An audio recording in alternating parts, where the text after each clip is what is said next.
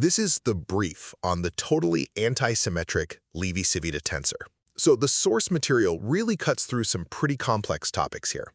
We're talking differential geometry and tensor analysis. But what's great is how it shows this key tensor working in two totally different ways, through a rigorous mathematical proof on one hand and a geometric transformation you can actually picture on the other.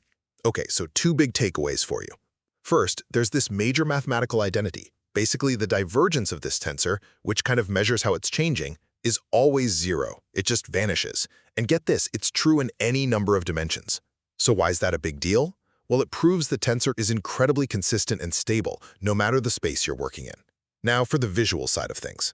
Second, when you shift to a simple, flat, two-dimensional space, this tensor basically becomes a perfect 90-degree rotation machine. It's performing what's called the Hodge Dual operation. And you can literally see it happen. It takes any vector field and spits out a new one that's consistently rotated exactly 90 degrees clockwise. This visual really drives home how the tensor forges these crucial links between vector spaces and their differential forms. So, the totally antisymmetric tensor is really this foundational tool that so efficiently connects abstract geometry to visible rotational transformations.